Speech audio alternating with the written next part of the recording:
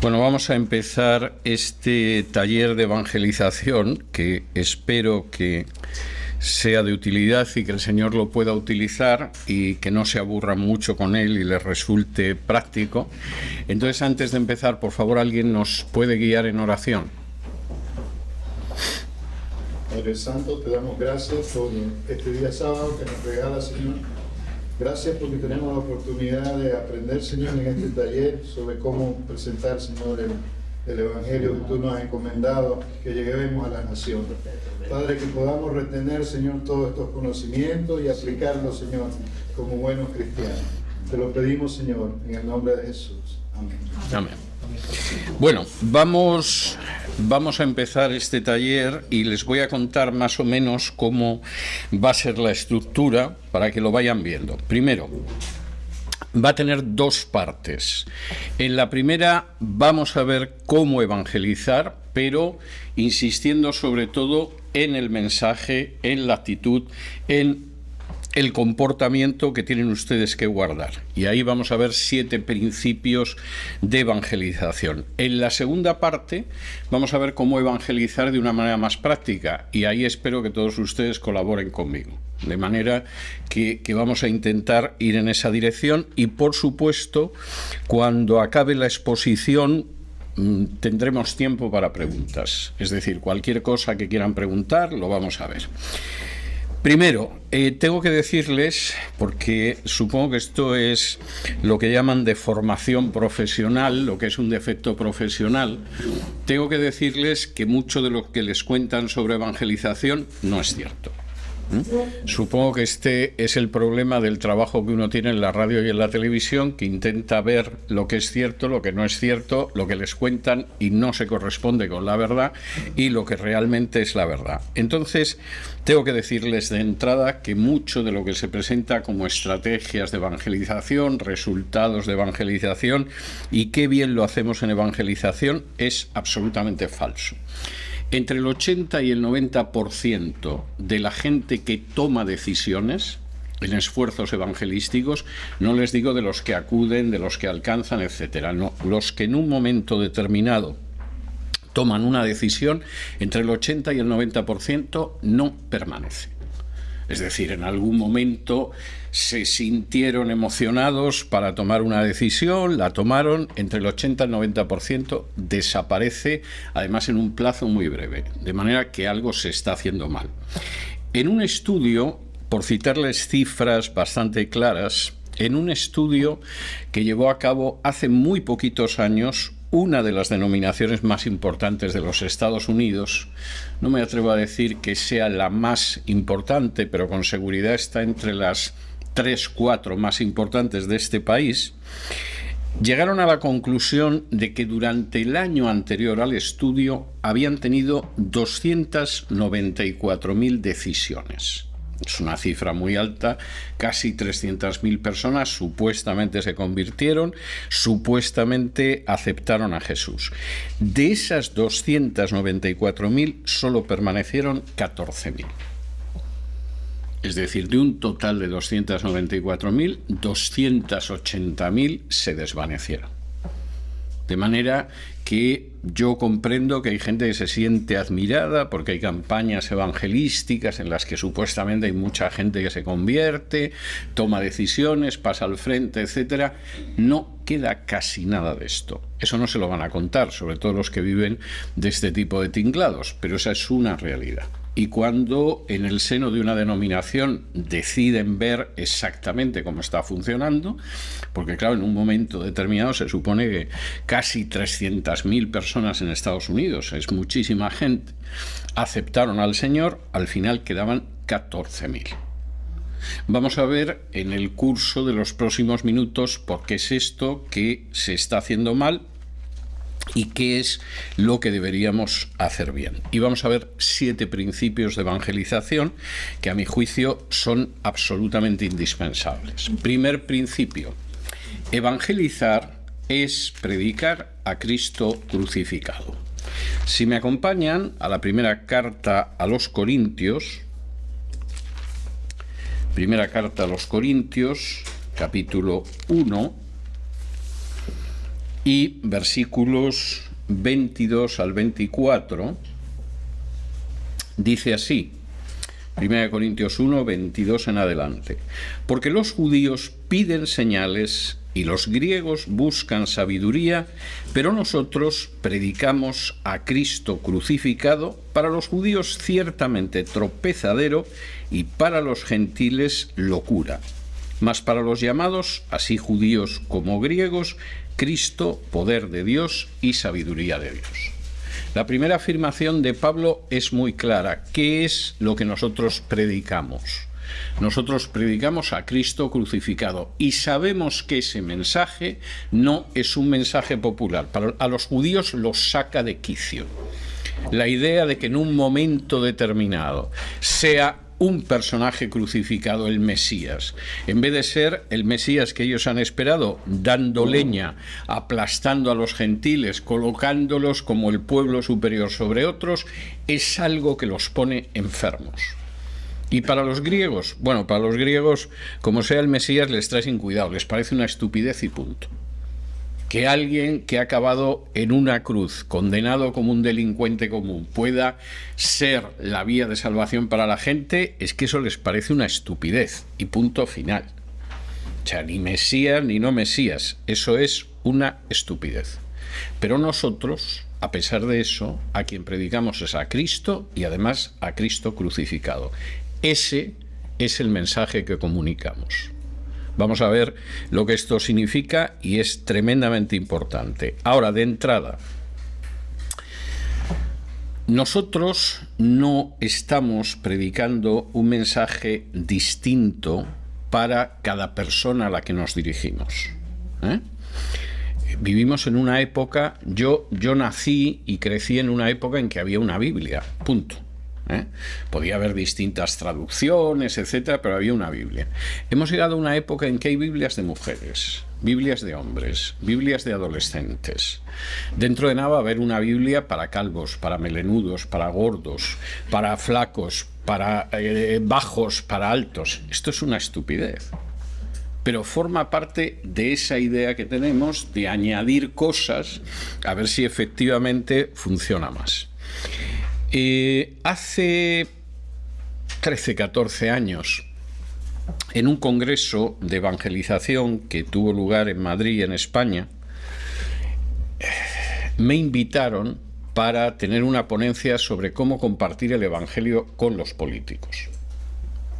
Con eso de que debía de ser seguramente el evangélico que había en España, que tenía más contacto con políticos y podía ser el rey o podía ser el presidente del gobierno, ministros, alguien se le encendió una lucecita y llegó a la conclusión de que yo debía tener una especie de fórmula mágica para compartir el evangelio con los políticos.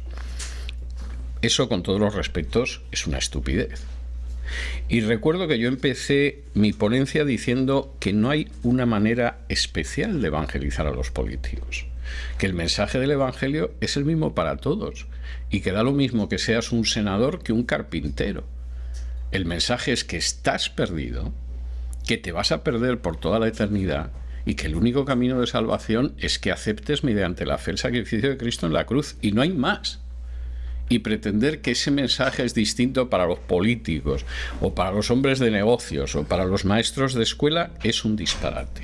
Primera regla importante: predicamos a Cristo y a Cristo crucificado. No nos predicamos a nosotros mismos. Yo recuerdo una época, ya por los años 70, en que no sé quién tuvo la brillante idea de llenar Madrid con unos carteles que ponía "Conozca a los bautistas". Bueno, conocer a los bautistas puede tener un cierto interés. En aquel entonces podía haber en España 4 o 5 mil bautistas, sobre más de 30 millones de habitantes. Como rareza biológica seguramente tenía su interés. Pero nuestra misión no es predicar que conozcan nuestra denominación o que conozcan nuestra iglesia o cosa parecida.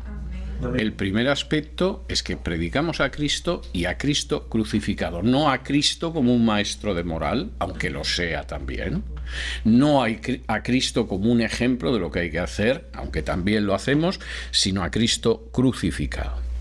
Y esto significa que no nos predicamos a nosotros mismos, Tampoco predicamos lo felices que somos. Hombre, en algún momento puede que en el curso de la conversación puedas hacer una referencia de este tipo, pero la predicación del Evangelio no es predicar que somos felices, que todo nos va bien o que dormimos muy bien por las noches. Eso en todo caso serían las consecuencias del Evangelio, no el Evangelio.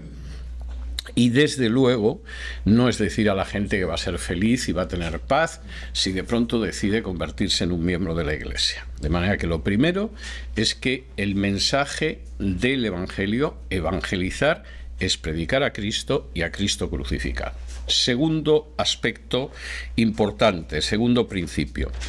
Evangelizar no es lo mismo que el pragmatismo, no es lo mismo que utilizar lo que funciona. No todo lo que funciona en apariencia es bueno. Y en este sentido, aquellos que efectivamente utilizan ciertos métodos de evangelización para que al final de 294.000 decisiones te queden 14.000, son una muestra de cómo efectivamente cualquier cosa para evangelizar no es evangelizar. Puede ser una ayuda. Puede ser una ayuda. Por ejemplo, está demostrado que si ofreces comida a la gente vienen más. No estoy diciendo esto de manera irónica, es así. O sea, si en un momento determinado tú decides que le vas a ofrecer comida a la gente o que le vas a regalar algo, viene más. Pero eso no funciona. Puede ser una ayuda, puede ser algo que te ayude, pero no funciona. De hecho, lo que está más que demostrado es que cuando no hay comida ya no vuelven, la mayoría. O que a veces te preguntan cuándo va a haber otra comida, que se lo pasaron muy bien para volver. Es decir, de alguna manera, no, es cierto, lo que les estoy diciendo está más que testado y está más que comprobado. Es decir, la persona acaba asociando eso con la comida, y entonces te pregunta cuándo va a haber otra comida, porque se lo pasó muy bien por la comida, no porque se le comunicara el mensaje del Evangelio.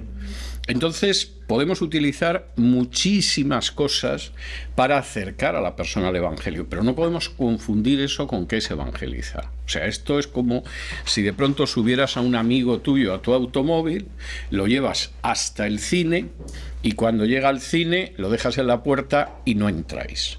Pues es lo mismo. Es decir, hay cosas de este tipo que pueden tener la misma utilidad del automóvil, llevas a la persona hasta la puerta, pero no te puedes quedar ahí. O sea, tienes que dar el paso de evangelizar y el paso de presentar el Evangelio, porque si no, no has hecho nada, aunque a lo mejor efectivamente te lo pases muy bien. Tercer principio, y me voy a detener aquí más, porque este es un principio absolutamente importante. Evangelizar implica mostrar la condición de pecado en que se encuentra la persona y, por lo tanto, su necesidad de salvación. Ahora, permítanme que les dé una ilustración para arrojar algo de luz sobre lo que quiero decirles. Imagínense que hay dos personas que suben a un avión. Cuando las dos personas suben a un avión, a uno le dan un paracaídas y le dicen que se va a sentir muy bien si se pone el paracaídas. De tal manera que esa persona, pues efectivamente se pone el paracaídas, a continuación se sienta y vamos a ver lo que pasa. A otra persona le dan el paracaídas y le dicen, mire, le tenemos que dar el paracaídas porque el vuelo se ve muy mal y como no tenga el paracaídas se enfrenta usted con una muerte segura. Ahora, ¿qué pasa con la primera persona a la que le han dicho que el paracaídas es para que se sienta bien? Durante los primeros minutos se lo cree. Es decir, el paracaídas va a hacer que me sienta bien en medio del vuelo, despega, apenas le molesta el hecho de que como lleva un paracaídas a la espalda no consigue reclinarse bien, no se ha abrochado bien el cinturón y le aprieta, pero al cabo de un rato aquello es muy incómodo. El vuelo no es un vuelo más agradable, es un vuelo muy molesto. Llevas una carga a la espalda, no te deja reclinarte bien en el asiento, el cinturón te oprime y además has empezado a darte cuenta de que hay otros pasajeros que se están riendo de ti y que están pensando que eres tonto, porque aquí una persona que no sea tonta se va a poner un paracaídas en un vuelo. Y en un momento determinado, como no te sientes mejor, pues lo que haces es deshacerte del paracaídas y tirarlo contra el suelo. Sinceramente, te habían dicho que te ibas a sentir muy bien, te has sentido peor, has visto que además la gente se ríe de ti y, por supuesto, te quitas esa carga de encima. ¿Qué sucede con el personaje que le han dicho que es por su seguridad y que se juega la vida? Seguramente siente la misma incomodidad que el otro. No es cómodo, no es agradable llevar la carga, no te puedes recostar bien, te aprieta el cinturón. Hay gente que se está riendo, pero no te importa, porque sabes que es una cuestión de vida o muerte. Y lo que piensen los demás en una cuestión de vida o muerte te trae sin cuidado. Es tu vida y no la de ellos. Es tu seguridad y no la de ellos. Es tu supervivencia y no la de ellos. Esto pasa cuando se predica el Evangelio y explica por qué mucha gente abandona el Evangelio. En un momento determinado, esa persona ha escuchado que si acepta a Jesús se va a sentir bien. Y suena bien. Vas a dormir mejor, vas a tener paz de espíritu, vas a tener tranquilidad. En un país como este, donde el 40% de la población resulta que necesita tratamiento psiquiátrico, ese mensaje de paz, de sosiego, de tranquilidad es bastante atractivo. 40% de la población, a la cabeza de los países con mayor proporción de dolencias mentales. Y te parece muy bien. Pero claro, resulta que van pasando las semanas de tu vida cristiana y las cosas no son como tú pensabas que iban a ser.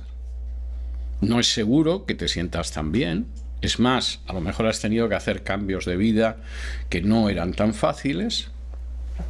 Resulta que hay dificultades y como de pronto se presente una dificultad grande, te ves sumido en el desconcierto más absoluto, como diciendo, pero no es posible.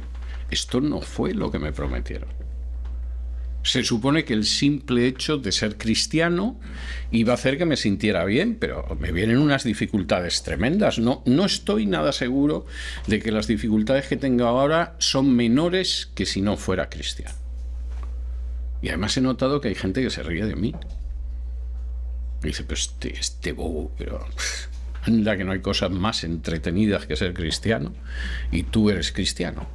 Y en esos momentos mucha gente agarra el salvavidas que es Jesús y lo estrella contra el suelo. ¿Qué pasa si lo que sucede es que la persona no estaba esperando un mensaje más o menos gaseoso de felicidad, de paz, etcétera, etcétera, sino que era consciente de que estaba perdido y que aceptar a Jesús era clave para salvarse? Pues la situación es totalmente distinta. Claro que el paracaídas puede ser incómodo a veces. Por supuesto que hay gente que se puede reír de ello. Pero es que yo sé que esta es una cuestión de vida o muerte. Y precisamente como es una cuestión de vida o muerte, se da la circunstancia de que efectivamente estoy agradecido a Dios porque me ha salvado a través de ese mensaje del Evangelio. Y pueden ver ustedes que la diferencia es enorme. Y la reacción de la gente a corto, medio o largo plazo también es distinta. Porque en un caso fue la persona que acudió a Jesús porque comprendió que era pecador y que la única salvación estaba en Jesús. Y en otro caso, pues es el que podía estar haciendo un curso de terapia en cualquier otro sitio para sentirse bien. Hay una enorme diferencia y por eso evangelizar es mostrar la condición de pecado y por ello la necesidad de salvación. Ahora, recuerden un poco cómo empiezan a predicar Juan el Bautista y Jesús, diciendo Dios es amor. Es cierto que Dios es amor, pero diciendo Dios es amor, te vas a sentir de maravilla, los problemas que han tenido el Señor te los quitará de encima, o el mensaje es arrepentíos. Y esto es enormemente importante. Vamos a hablar en el séptimo principio de la predicación de Jesús, pero la predicación inicialmente es muy clara: arrepentíos. El mensaje del Evangelio, evangelizar, es mostrar la condición de pecado. No vas por buen camino. Estás perdido. Y como no acudas a Jesús, esta perdición va a ser una perdición eterna. Y esto es un mensaje de buenas nuevas, de buenas noticias, de evangelio, porque te estoy diciendo que tienes la posibilidad de salir de esa situación y de salvarte de esa situación. Por eso el mensaje inicial desde el principio es arrepentíos, convertíos. No venid a pasarlo bien, que se puede pasar muy bien en esta vida. No es una cuestión de felicidad. Por supuesto, el hecho de conocer a Jesús, de tener comunión con Dios, de recibir al Espíritu Santo, va unido al gozo del Señor, va unido a la paz del Señor, etc. Pero eso son consecuencias. No es el centro del mensaje del Evangelio, ni a lo que apuntamos. Estamos hablando de una cuestión de la justicia de Dios. Dios es un Dios justo. Eres un pecador, no alcanzas a la gloria de Dios y vas a recibir un castigo eterno. Y en este sentido, efectivamente, el mensaje del Evangelio te anuncia que te puedes librar de la ira venidera, por utilizar un término bíblico. De modo que voy a seguir enfatizando esto. El Evangelio muestra el pecado. El Evangelio toca la parte necesaria del corazón. Y el Evangelio además lo hace mostrando cómo estamos en relación con la ley de Dios. Acompáñenme, por ejemplo, a Proverbios, capítulo 6.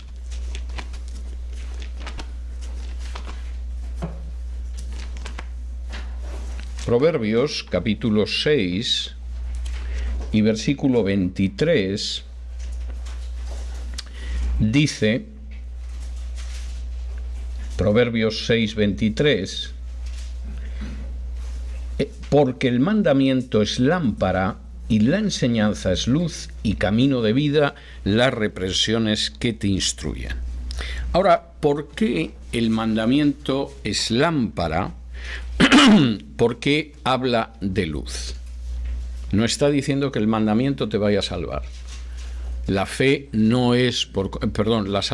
no es por cumplir la ley, como vamos a ver. Pero el mandamiento es luz y la luz te permite ver. ¿Qué significa esto? ¿Han tenido ustedes alguna vez la experiencia de que están en una habitación, incluso han limpiado la habitación, y de pronto abres la ventana, entra en ese momento la luz por la ventana o por la puerta y ves polvo flotando en el aire? ¿Lo han visto alguna vez? La luz te muestra que existe un polvo que va más allá del que tú hayas quitado encima de la mesa o encima de las sillas. La ley es eso mismo. Es la luz que de pronto te permite ver el polvo que llevas encima de pecado. Y por eso es muy importante hacer una referencia a los mandatos de Dios. Acompáñenme a Romanos capítulo 3, donde precisamente Pablo, muchas gracias, precisamente Pablo se detiene en esta misma cuestión. Y fíjense lo que dice. Romanos capítulo 3 y versículos del 19 en adelante, dice así: pero sabemos que todo lo que la ley dice, lo dice a los que están bajo la ley, para que toda boca se cierre y todo el mundo quede bajo el juicio de Dios, ya que por las obras de la ley ningún ser humano será justificado delante de él, porque por medio de la ley es el conocimiento del pecado. Evangelizar implica mostrar la situación de perdición y de pecado de esa persona. Y como dice la Biblia, la luz que de pronto te muestra lo que hay es precisamente la luz de los mandamientos. ¿Por qué? ¿Porque los mandamientos te pueden salvar? No, no te pueden salvar. La ley tiene una finalidad fundamental, y es el hecho de que todos los que están bajo la ley tienen que callarse y reconocer que están bajo el juicio de Dios. Cuando tú miras la ley de Dios, no te dice lo bueno que eres, y esto lo voy a desarrollar más en el curso de la exposición. La ley lo que te muestra es hasta qué punto eres pecador y te mereces un juicio. Y eso no puede quedar fuera del mensaje del Evangelio, es central para el mensaje del Evangelio. Hay que mostrar que efectivamente existe una condición de pecado y por ello hay una necesidad de salvación. Cuarto, evangelizar, y esto es muy importante y se suele pasar por alto, es enfrentarse con el diablo y sus huestes. Ahora, generalmente esta es una consideración que no se hace. Es más, si hablas del diablo, inmediatamente la gente piensa que, no sé, te vas a encontrar un endemoniado. Es posible que nos encontremos con algún endemoniado, a veces pasa. Pero aquí hay una lucha espiritual que va mucho más allá. Y esa lucha implica que, por supuesto, el diablo y sus huestes no están nada contentos cuando ven salir a alguien a predicar el Evangelio. El diablo conoce perfectamente el estado de perdición del género humano, le encanta que se prolongue y se extienda el estado de perdición del género humano y no va a contemplar de manera positiva que haya ahí un grupo de seres despreciables que van a decir a la gente que está perdida y que necesita a Jesús para salvarse. Y esto es algo que aparece con claridad en la Biblia. Por ejemplo, si me acompañan ustedes a Lucas, capítulo 10,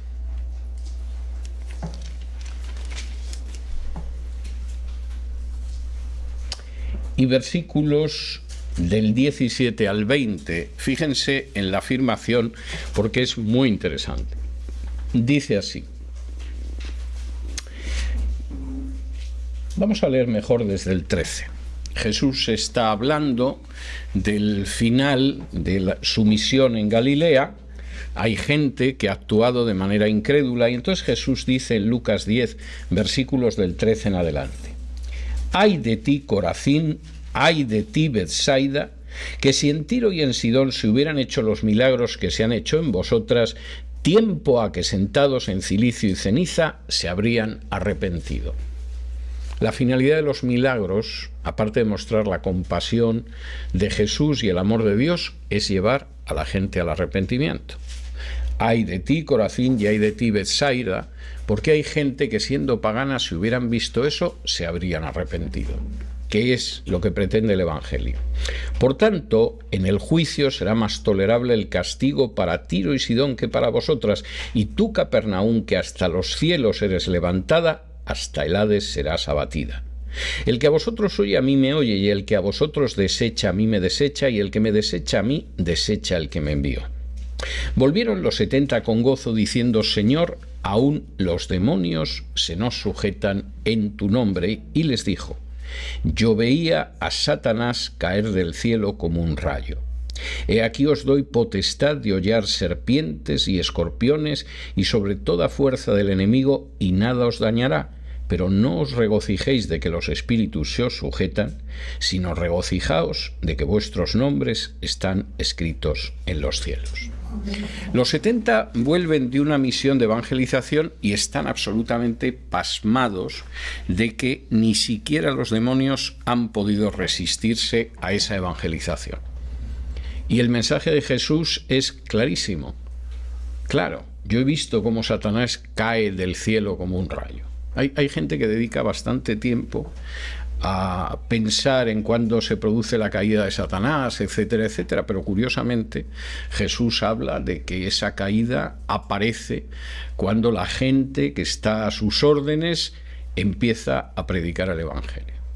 No es un acontecimiento por ahí perdido que, no sé, va a coincidir con un movimiento de tropas de Rusia o algo. No. Cuando se produce la predicación del Evangelio, lo que yo he visto es cómo Satanás caía del cielo como un rayo. Y vosotros os encontráis en una batalla directa contra el diablo, aunque no lo sepáis, pero yo os he dado la potestad para que no os dañe. Bueno, estupendo, porque vamos a convertir de la expulsión de demonios la vamos a convertir en el centro de nuestra predicación, porque esto es muy espectacular, ¿no? Cuando ves a alguien que da gritos, se retuerce en el suelo, suelta espumarajos, viene más gente.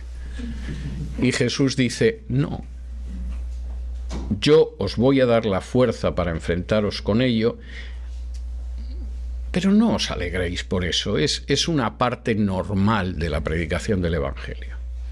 Alegraos de lo que es importante, que es el hecho de que sois salvos y vuestros nombres están escritos en el cielo. Y con la evangelización sucede igual. Lo importante no es si de pronto se manifiesta un endemoniado y entonces se expulsa un demonio en el nombre de Jesús. Lo importante es que aunque no lo hayáis visto, habéis tenido desplegadas contra vosotros a las fuerzas del diablo y no han podido prevalecer sobre vosotros. Y lo importante, sobre todo, es el hecho de que hay gente que se ha vuelto a Dios y de esa manera su nombre ha quedado inscrito en los cielos. Quinto, evangelizar exige ir preparado. Y exige ir preparado en bastantes sentidos. No crean que es poseer las fórmulas mágicas para que de pronto la gente se convierta, porque no existen esas fórmulas. Exige ir preparado en varias cuestiones. Por ejemplo, tienen ustedes que tener textos a mano para leérselos a la gente. Hay gente que, por supuesto, no recibe igual el que usted le cite un versículo, que es muy posible que no sepa ni siquiera que es un versículo, que el hecho de que en un momento determinado usted vaya a la Biblia y diga, mira lo que dice Jesús, y le lea un pasaje del Evangelio. O mire lo que dice la Biblia, y efectivamente ustedes abren su Biblia y lo leen. Los pueden memorizar, eso sería fantástico, pero si tienen un papelito para poderlos apuntar, sería bastante. Yo les voy a dar media docena de textos, no son muchos, ¿eh? No les costaría memorizarlos, pero si los llevan en un papelito dentro de su Biblia, está bien, y les voy a ir explicando por qué cada uno. Que me lea alguien, por favor, Romanos 14:12.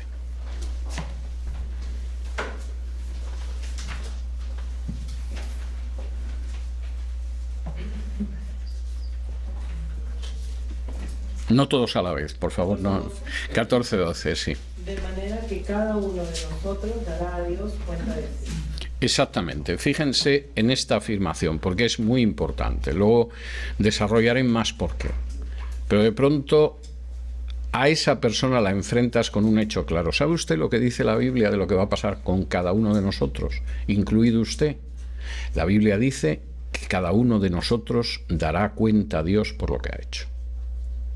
De modo que no piense que aquí se acaba todo con la muerte o que va a llegar usted al otro lado y como Dios es un papá amoroso, que es como la gente piensa que es Dios, que es más bien un abuelo estúpido que un padre amoroso, pues le va a dejar pasar todo. Todos y cada uno de nosotros vamos a tener que dar cuenta a Dios de lo que hemos hecho. Otra persona, por favor, que me vaya a Mateo 12 y versículos 36 y 37. Mas yo os digo que de toda palabra ociosa que hablen los hombres, de ella darán cuenta en el día del juicio, porque por tus palabras serás juzgado, justificado, y por tus palabras serás condenado. Ahí tienen otra. No solo por lo que hagamos. ¿Sabe usted que incluso por cada una de sus palabras tendrá que dar cuenta ante Dios? Y que lo que usted haya dicho, lo que haya salido por su boca, va a tener que dar cuenta a Dios por ello. Y luego lo vamos a enlazar con otras cosas, pero la idea es muy clara. Y no es lo mismo decir, va a tener usted que dar cuenta a Dios, que decir, ¿sabe usted lo que dijo Jesús? Le voy a mostrar lo que dijo. Y lo lleva usted a Mateo y le lee el texto. Todos nosotros no solo vamos a responder por nuestros actos, sino también por cada palabra que haya salido de nuestra boca. Juan 3:16, imagino que se lo sabrán muchos, pero por favor que lo lea alguien. Porque de tal manera amó Dios al mundo que dio a su hijo, sí, para todo aquel que en él cree no se pierda, sino más bien tenga vida eterna. Exacto. Fíjense porque esto es muy importante. Si en algún momento alguien les dice, bueno, pero Dios es un Dios de amor, nos acabará perdonando, es comprensible, la respuesta es no. El amor de Dios no se manifiesta en que pasa por alto lo que hacemos.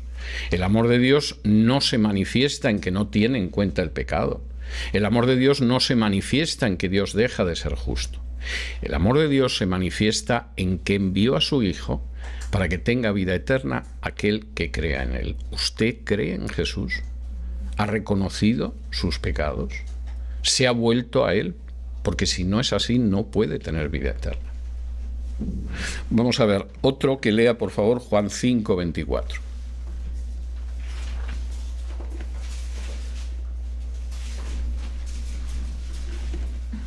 Amén. De cierto os digo, el que oye mi palabra y cree al que me envió, tiene vida eterna, y no vendrá condenación, mas ha pasado de muerte a vida. Fíjense en esto, es muy importante y es algo que pueden enfatizar cuando están compartiendo el Evangelio. La salvación no es una cosa que se va a producir a la vuelta de 20, 30, 40, 60 años cuando usted se muera. La salvación es algo actual ahora mismo. Si usted efectivamente se arrepiente y cree ahora tiene vida eterna. Y ahora es cuando ya ha pasado, no ya pasará, ya ha pasado de muerte a vida. Texto para que lo recuerden. Vamos a ir otra vez a Romanos capítulo 3 y versículos 17-20, que los lea alguien. Porque se van a encontrar con alguien que les va a decir que cumplir los mandamientos o algo parecido es el camino de salvación. Romanos 3 del 17 al 20.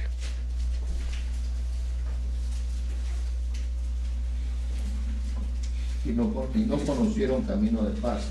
No hay temor de Dios delante de sus ojos. Pero sabemos que todo lo que la ley dice, lo dice a los que están bajo la ley, para que toda boca se cierre y todo el mundo quede bajo el juicio de Dios. Ya que por la obra de la ley ningún ser humano será justificado delante de él, porque por medio de la ley es el conocimiento del pecado. Muy bien. De nuevo la misma idea. Bueno, pero yo intento cumplir los mandamientos, salvarme por obras, etcétera. Una persona que tenga al menos cierta vida religiosa. Sí, pero mire, la ley no salva. La ley lo que hace es que tengamos que callarnos delante de Dios.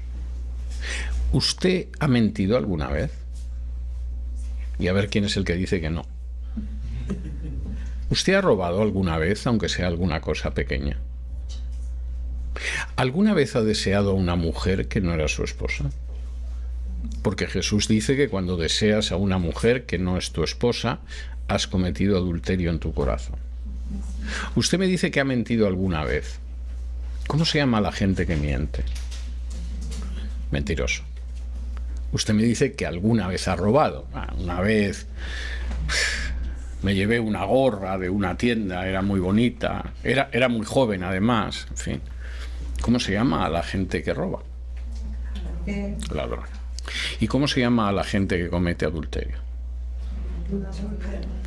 Por lo tanto, evidentemente, la ley le está diciendo que es mejor que calle y reconozca su pecado y vaya a buscar a Dios por el perdón, porque el juicio de Dios va a caer sobre usted. Vamos a responder hasta de la última palabra que digamos.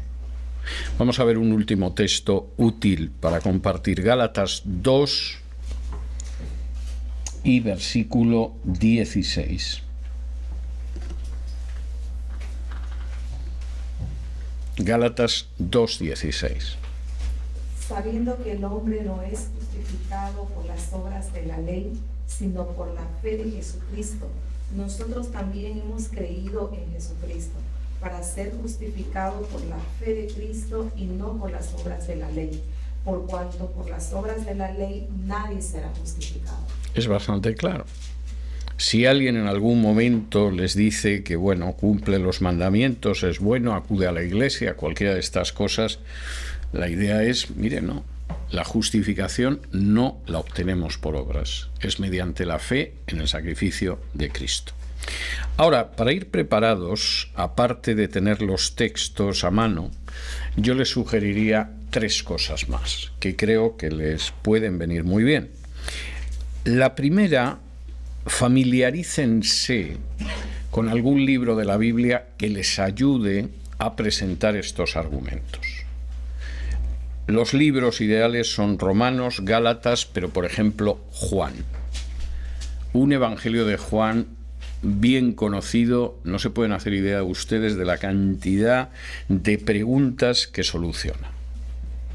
Y si no les da tiempo a leer todo el Evangelio de Juan, de aquí a la semana que viene, lean por lo menos los 10 primeros capítulos. No es mucho, ¿eh? No es mucho, les puede llevar 40 minutos, 30, 40 minutos, según la rapidez con la que puedan leer. Pero tengan siempre algo que puedan mostrar a la persona. Nosotros no somos el mensaje. Nosotros no tenemos la autoridad del mensaje. Nosotros somos simplemente voceros de ese mensaje. Y cualquier cosa que en un momento determinado ustedes puedan ir a la Biblia y mostrar eso a la persona, tiene una autoridad muchísimo mayor que la autoridad que ustedes puedan tener por muy bien que razonen. Recuerden que cuando Pablo llegó a Berea, lo estudiamos en su día en el estudio del libro de los Hechos, Pablo no apeló a razonamientos, no apeló a su autoridad, los llevó a las Escrituras.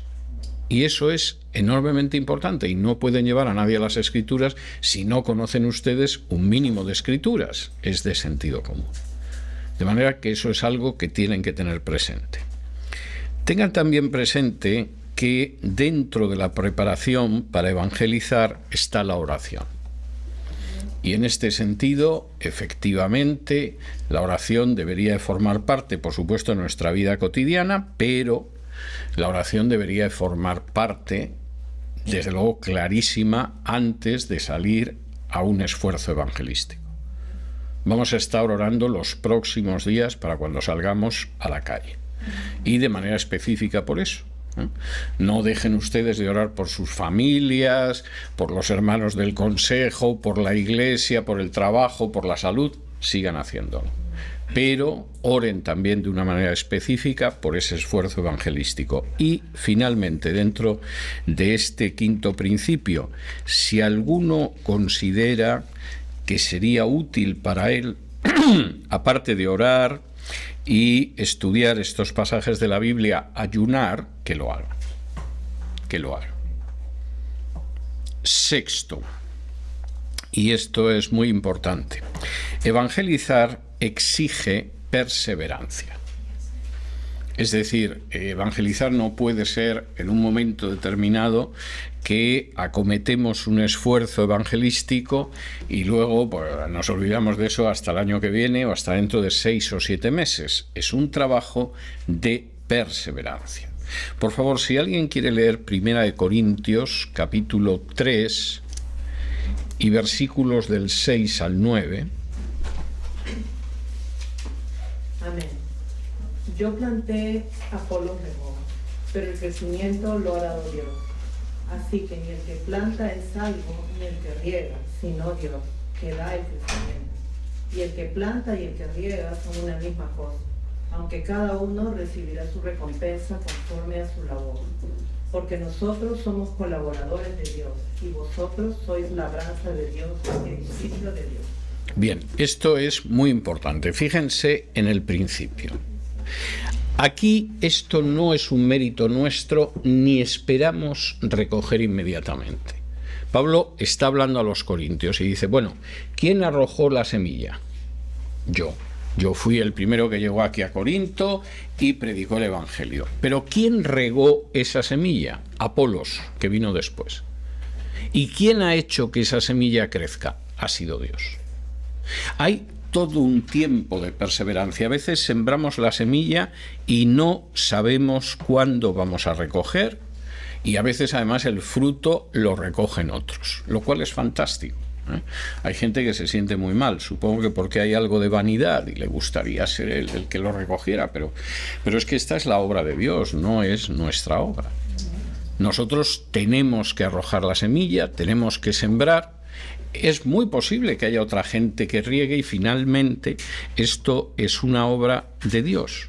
Implica tiempo. Recuerden ustedes otra vez la parábola que vimos en la exposición de Marcos la semana pasada y que es la única parábola exclusiva y originalmente de Marcos. ¿Cuál era? La de la semilla de mostaza aparece en otros 2 evangelios más. Había una parábola que vimos el domingo pasado que era propia solo de Marcos y que tenía este mismo mensaje, la de la semilla que crece por sí sola. Es decir, se planta, la semilla de mostaza estaba al lado, pero eso aparece en otros evangelios. Es la única parábola que aparece solo en Marcos.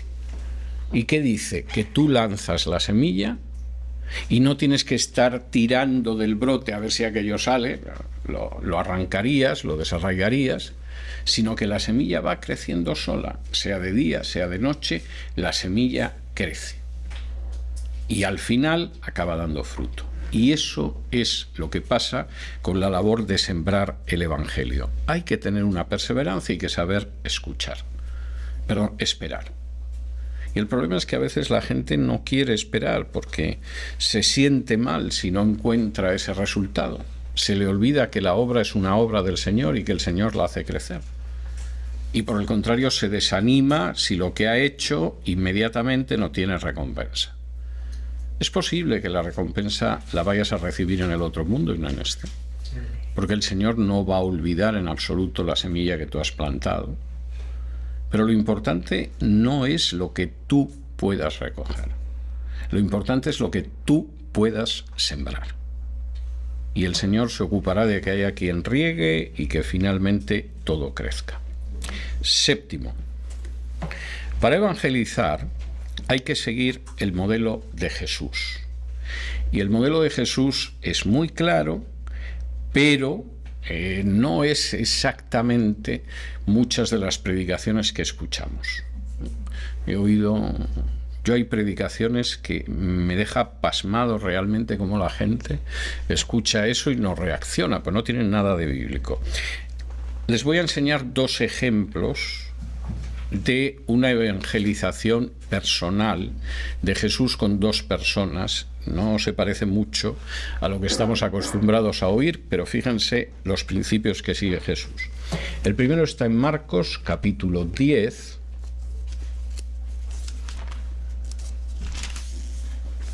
Marcos, capítulo 10. Y vamos a leer del 17 en adelante. Y fíjense cómo contiene los principios que hemos visto hasta ahora. Marcos 10 y versículos del 17 en adelante dice: Al salir él para seguir su camino, vino uno corriendo e hincando la rodilla delante de él le preguntó: Maestro bueno, ¿qué haré para heredar la vida eterna? Y Jesús le dijo: ¿Por qué me llamas bueno? Ninguno hay bueno, sino solo uno, Dios. Los mandamientos sabes: no adulteres, no mates, no hurtes, no digas falso testimonio, no defraudes, honra a tu padre y a tu madre. Él entonces respondiendo le dijo: Maestro, todo esto lo he guardado desde mi juventud. Entonces Jesús, mirándolo, lo amó y le dijo: Una cosa te falta. Anda, vende todo lo que tienes y dalo a los pobres, y tendrás tesoro en el cielo, y ven, sígueme tomando tu cruz. Pero él, afligido por esta palabra, se fue triste, porque tenía muchas posesiones. Ahora fíjense en la actitud de Jesús. Llega una persona, en apariencia estaba muy bien dispuesto, y le dice: ¿qué tengo que hacer, maestro bueno, para heredar la vida eterna? La primera respuesta de Jesús coloca al joven rico donde tenemos que intentar que se coloque la gente que nos escucha. No hay nadie bueno nada más que Dios. Amén. Claro, por supuesto, esto puede hablar de una indicación de te das cuenta de lo que estás diciendo cuando me llamas bueno, pero sobre todo es algo que cae inmediatamente sobre el joven rico. No hay nadie bueno salvo Dios. Segunda cuestión. Hay una serie de mandamientos. Y entonces Jesús enumera alguno de los mandamientos. Y el joven inmediatamente le dice, lo cual evidentemente en cualquier persona tendría que haber llevado a darse cuenta de que no hay nadie bueno nada más que Dios. Yo tampoco soy bueno y soy un pecador. Pero el joven rico estaba bastante poseído de sí mismo, de modo que le dijo, todo eso yo lo he guardado desde que era jovencito. La palabra indica más o menos el paso de la infancia a la adolescencia, ¿no? Desde que yo era un adolescente y era responsable, desde los 12 años, entre los judíos, yo eso lo he guardado siempre. Sigues sin enterarte, muchacho. ¿Estás empeñado en que verdaderamente hay gente buena cuando solo Dios es bueno? Te menciono los mandamientos e insistes en que todos los has cumplido. Y entonces Jesús le dice, bueno, pues solamente tienes que hacer una cosa más. Vende lo que tienes, dáselo a los pobres, que tendrás un tesoro en el cielo, y luego ven a seguirme llevando la cruz. Le podía haber dicho por lo menos que si daba el dinero a los pobres iba a tener una paz, un gozo, una felicidad, no iba a encontrarse problemas en esta vida, jamás se enfrentaría con dificultades económicas, en fin, cualquiera de estas cosas que se ven tan a menudo. Pero Jesús lo está empujando de nuevo para que vea que es una persona pecadora y que necesita salvación. ¿Tú crees que realmente eres bueno? Y que realmente como eres bueno, pues eso ya te hace digno de recibir la vida eterna. Hay un mandato especialmente importante que es el de amarás a Dios sobre todas las cosas. Y una de las maneras en que ese mandamiento queda de manifiesto que es desobedecido muchas veces es cuando entre todas las cosas incluyes el dinero. Como Jesús dice en el Sermón del Monte, no puedes servir a Dios y al dinero. Es imposible. Al final acabará prevaleciendo uno u otro. ¿De verdad crees que eres bueno? ¿De verdad crees que has cumplido los mandamientos? Hay uno que coloca a Dios por encima de todas las cosas. Renuncia a lo que tienes y ven y sígueme tomando la cruz. Y el muchacho lamentablemente no le hizo caso y se fue además muy entristecido porque seguramente se había dado cuenta en ese momento de que no era tan bueno. Pero fíjense en lo que hace Jesús. Jesús no le dice, bueno, Dios es amor. Insisto, claro que Dios es amor, pero no es la base de la predicación del Evangelio, salvo para decir que el amor de Dios envió a su Hijo a morir por nosotros que no nos lo merecemos. Lo que hace el Evangelio en primer lugar es colocar a la persona frente a un espejo que le dice que está perdido. Y ese espejo es el de la ley de Dios. Primero, entérate de que no hay nadie bueno. Si piensas que eres bueno o que hay alguien en el género humano que es bueno, estás muy equivocado. El único que hay bueno es Dios. Segundo, los mandamientos muestran que no somos buenos, que hemos pecado, que la justicia de Dios va a actuar sobre nosotros y que necesitamos salvación. No, pero yo soy buenísimo, ya. Porque tú amas a Dios sobre todas las cosas y estarías dispuesto también a renunciar a tu dinero, ¿no? Si el joven rico, además de rico, hubiera sido más inteligente, efectivamente habría seguido a Jesús, dispuesto además a tomar su cruz. Pero lo importante aquí, no me voy a detener en el joven rico, es la manera en que Jesús evangeliza. Tú estás en una situación de perdición, aunque hayas venido aquí convencido de que es todo lo contrario, ¿no? Y además adulándome y en fin, a ver si te felicito por lo bueno que eres. Pues estás muy equivocado, estás perdido. Y fuera de volverte a Dios y de seguir a Jesús no hay salvación. Vamos a ver otro ejemplo de evangelización de Jesús en el mismo sentido. Vamos a ir a Juan 4.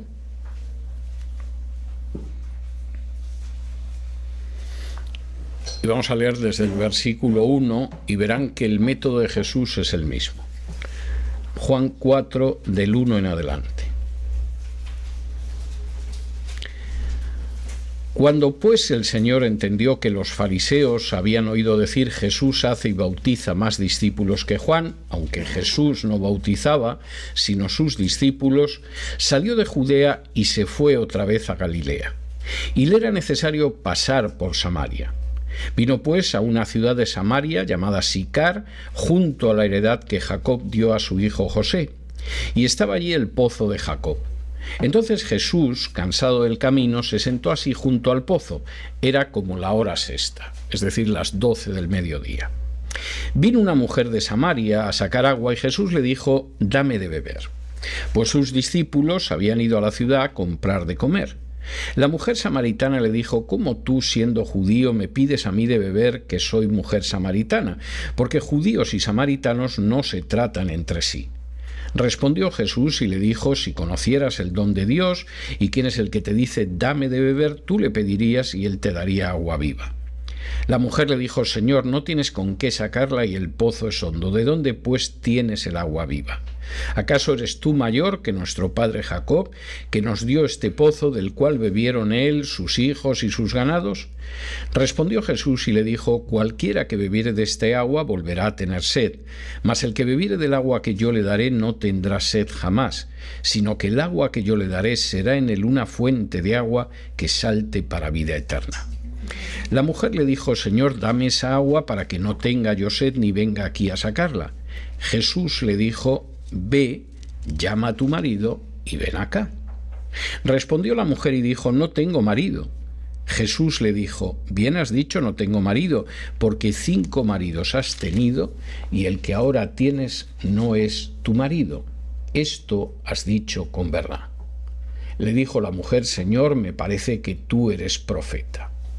Me voy a quedar aquí, no voy a hacer una exégesis de todo el episodio de la samaritana, pero fíjense cómo Jesús utiliza el mismo método que con el joven rico. La mujer llega hasta donde él está. Y Jesús, por supuesto, le va a comunicar el mensaje de salvación. Y claro, tienes que hablar con una persona para comunicarte con ella, de modo que le pide agua. La mujer le mira y dice: «Este es un judío loco, es que no sabe que los judíos y los samaritanos no nos comunicamos entre nosotros». Generalmente los judíos ni siquiera atraviesan Samaria para llegar a Judea. Dan una vuelta, aunque tengan que caminar más, aunque el viaje se haga más largo, para no tenerse que cruzarse con nosotros. Y nosotros los samaritanos lo agradecemos porque así no tenemos que cruzarnos con esa chusma judía. Pero Jesús le dice: «Dame de beber». La mujer se queda sorprendida y le dice: «Mira, si supieras el don de Dios y quién te dice dame de beber, tú le pedirías y él te daría agua viva». Y la mujer le dice: «Pues permíteme dudarlo, porque no creo que tú seas más importante que nuestro antepasado Jacob». Y Jesús le dice además: «Este es un agua que no es como el agua que tú sacas. Es un agua que quien la beba no volverá a tener sed jamás, sino que será una fuente de agua que salte para vida eterna». Y la mujer le dice: «Pues dame de ese agua, para que no tenga yo que venir aquí a sacar el agua». Además, como la mujer no era muy bien vista en su pueblo, venía desde una distancia bastante larga y a la hora en que nadie se pone a moverse porque pega un sol que te fríe los sesos. La mujer iba desde una distancia larga a esa hora, porque además era cuando sabía que no se iba a encontrar a nadie sacando agua del pozo. Y está este judío impertinente entablando conversación conmigo. Y entonces Jesús la coloca delante de su realidad espiritual. ¿Por qué no llamas a tu marido y que venga? Y la mujer inmediatamente dice: «Bueno, yo marido no tengo». Y Jesús dice: «Desde luego que no. Has tenido 5 y con el que vives ahora no es tu marido». Jesús ha vuelto a colocar a la mujer, como al hombre rico, delante de su realidad espiritual. Entendámonos, no es que le dices a la persona que es pecador y le escupes a la cara. Es decir, Jesús no le dice a la samaritana, no sé cómo no se te caerá cara de vergüenza, cochina, que ya has tenido 5 maridos y ahora con el que estás ni siquiera te has casado. No. Pero lo que dice Jesús es tremendo. Muestra a esa persona que es pecadora y que necesita salvación. Claro que lo has dicho bien. Se ve que tú eres de las que han dejado de creer en el matrimonio después de 5 maridos y has decidido que vives con un hombre pero no te casas con él. Como decía aquel cantante de música rock de este país, del sur de este país, usted no cree en el matrimonio, ¿no? Y él decía, ¿cómo que no creo en el matrimonio si me he casado 6 veces? Jerry Lee Lewis. Bueno, Jerry Lee Lewis, efectivamente. Y en el caso de la samaritana se ve que ya había perdido la fe en el matrimonio. Pero fíjense la manera en que Jesús lo aborda. Le está colocando el espejo de la ley delante de los ojos, como al hombre rico. El joven rico seguramente no vivía con una mujer que no era su esposa. El hombre rico tenía un problema, y es que amaba las riquezas más que a Dios. La samaritana, a lo mejor las cuestiones materiales no le importaban mucho, pero menuda vida amorosa tenía a las espaldas. Se había casado 5 veces y ahora vivía con uno con el que ni siquiera estaba casado. Y Jesús se lo coloca delante de los ojos. La evangelización es esto. Coloca a la persona delante de su situación espiritual, no de una manera humillante. Jesús no es insultante ni humillante con esta mujer ni cosa parecida, pero en términos espirituales la ha desnudado. Tampoco fue humillante ni insultante con el joven rico, pero en términos espirituales lo dejó desnudo. No hay evangelización sin entrar en la perdición. Y no hay resultados correctos de cualquier labor de evangelización sin decirle a la persona a la que evangelizamos que efectivamente está en pecado y está perdido. Y como muchas veces ese mensaje que es el mensaje del Evangelio se sustituye por otras cosas, pues al final la gente no se convierte realmente y se va en masa, o a la primera dificultad siente que aquello no es lo que le han vendido. Y tienes razón, no es lo que le han vendido, porque no le han comunicado el mensaje del Evangelio. Le han comunicado otro Evangelio. 7 más 1.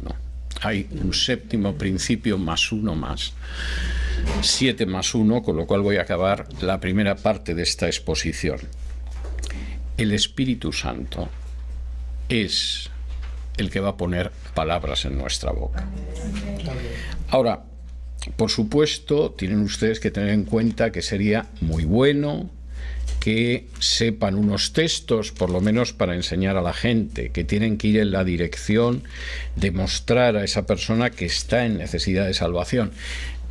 Pero, aunque se preparen, y deben hacerlo, aunque busquen la dirección del Señor en oración, aunque incluso ensayen alguna presentación, tienen ustedes que no olvidar jamás que el Espíritu Santo va a estar con ustedes.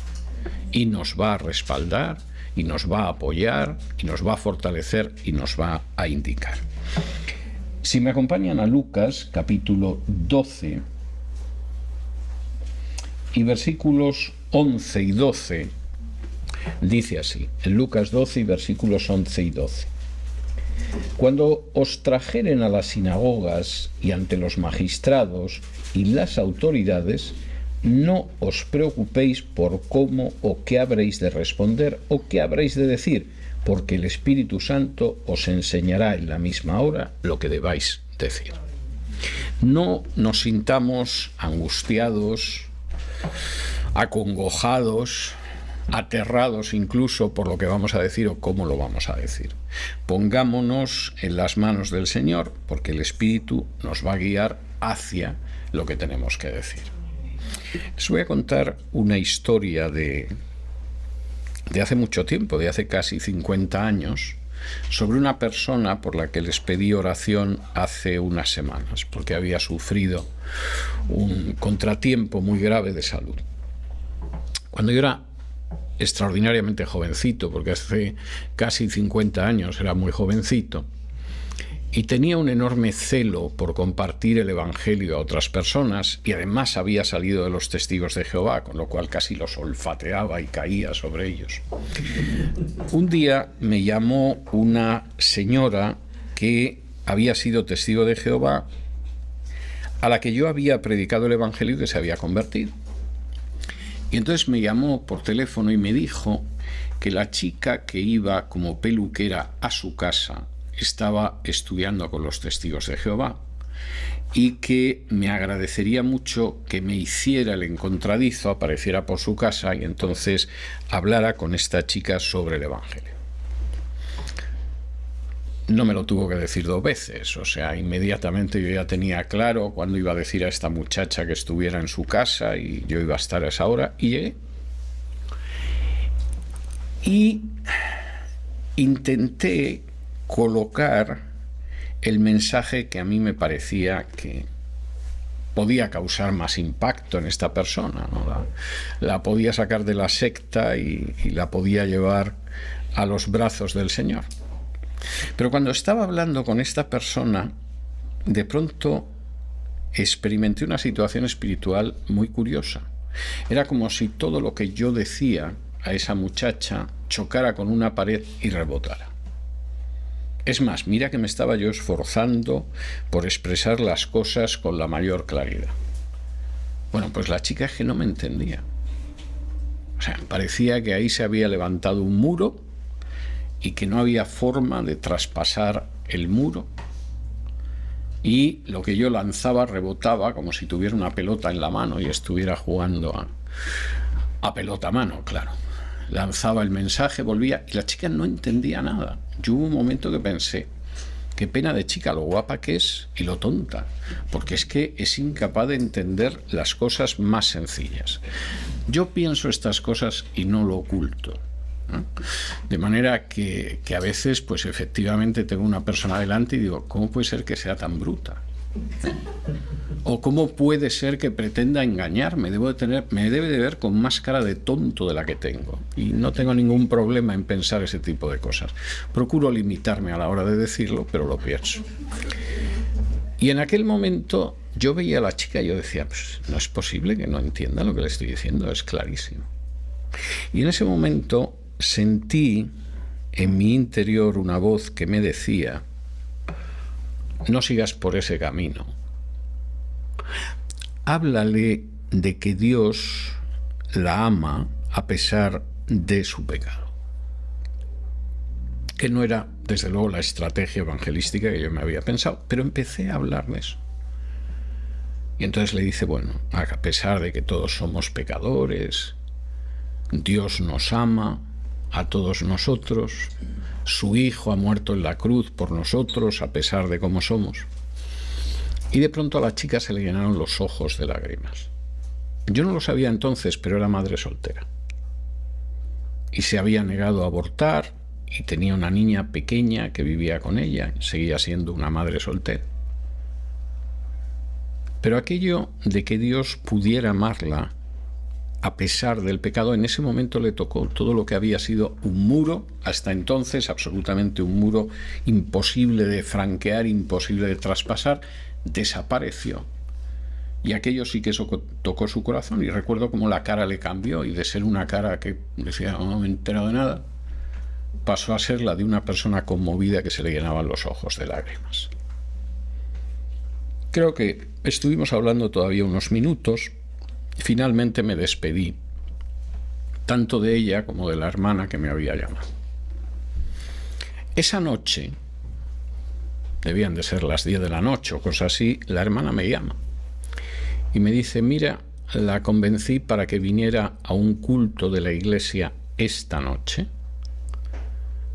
Y al final del culto, el hermano que estaba predicando hizo un llamamiento para la gente que quería aceptar a Jesús. Esta muchacha pasó al frente, cayó de rodillas, empezó a llorar y recibió a Jesús. Nunca sabemos qué es lo mejor, pero sí tenemos que orar para que el Señor nos guíe sobre cómo llevar a esa persona en la dirección que Él quiere. Y efectivamente dejar que sea el Espíritu Santo el que ponga palabras en nuestra boca. Vamos a tomar un descanso de 10 minutos y vamos a empezar con una parte. Esta era muy práctica, pero más práctica en cuanto a cómo acercarnos a alguien en la calle e intentar hablar con él. Son ahora